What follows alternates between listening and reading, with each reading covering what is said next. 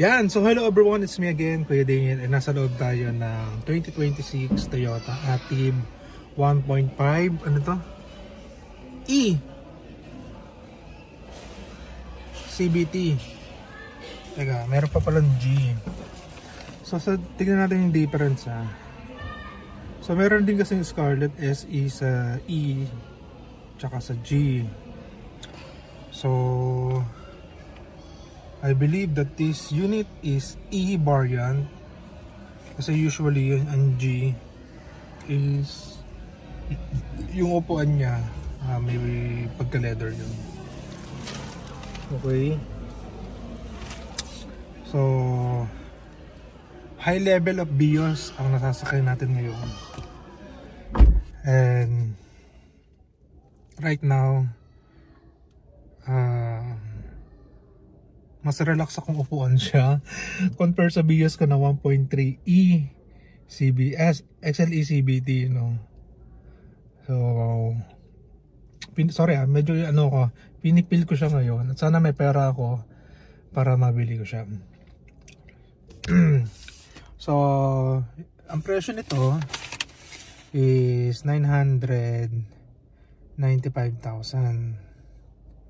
Pero yung isang klase nung yung gray tsaka metal stream metallic is bawasan mo lang ng 15,000. So kumain kasi tayo ng popcorn. So meron siyang price difference lang na gano'n.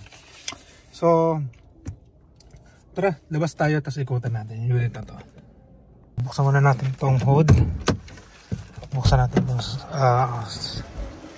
buksan natin, naipit yung tiyan ko. So kailangan natin magpapayat. Leave natin ng open kasi sinasarado nila. Kung mas gusto ko pa yung rim nito, ito yung top of the line nila na puti. Yung isa sa pula doon, yun yung Scarlett. So wala lang siyang camera tsaka front sensor. So this time makikita na natin yung front nya. Dual BBTI. Gusto ko yung ano na to, under the hood design nya compare sa BIOS. Okay, pero mukhang merong pusang natulog dito sa under the hood natin. Ayun, no? Merong mark. May pusa talaga, pusa to. So ang ganda ng ano niya, under the hood, kahit hindi mo naman talaga kailangan tignan yan. So wala siyang front sensor kagaya ng doon. Ayan, no? Okay. So 16 yung isa. Ito ng sukat 16 din naman. Iba lang ang design nya. Soft touch na rin siya. So hindi mo na kailangan ilabas yung susi.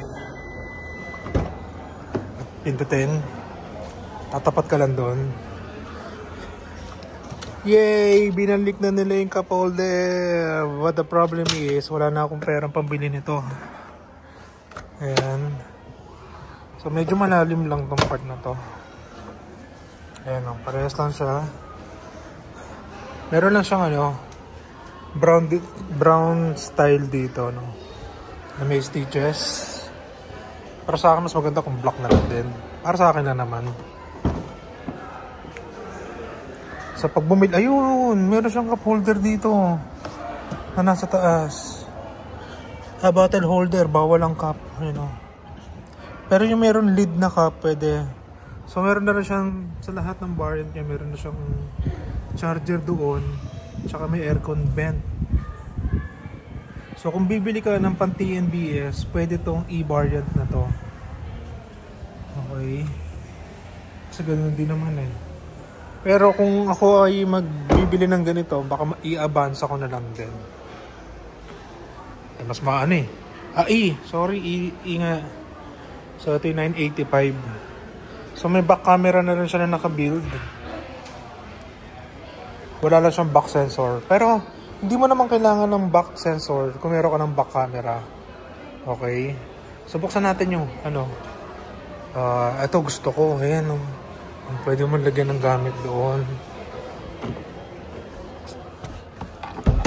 Tignan natin. Gusto kong magkaroon ng pera.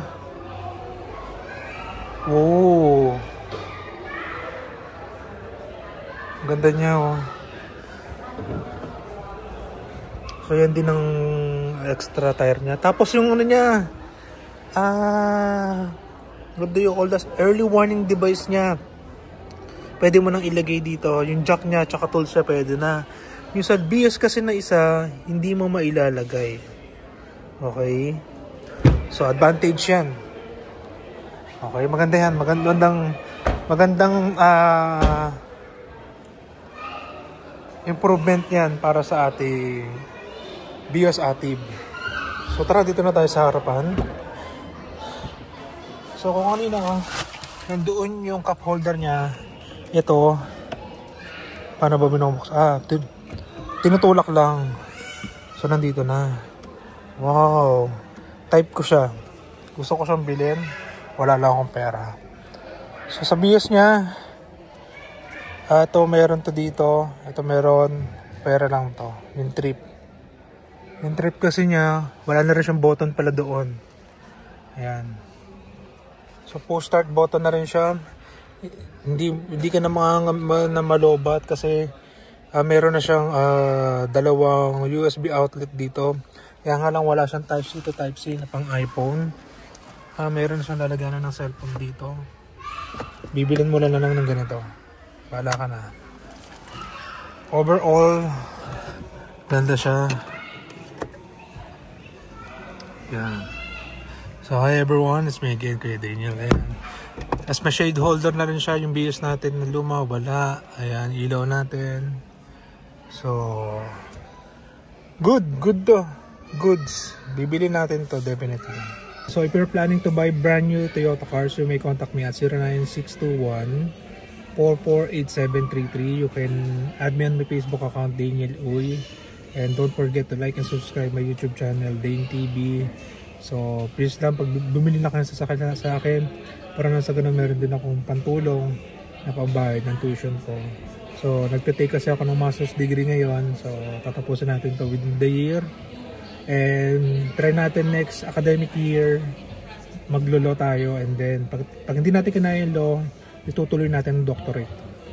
Para, ganyan, para malaki ang kita. Bye!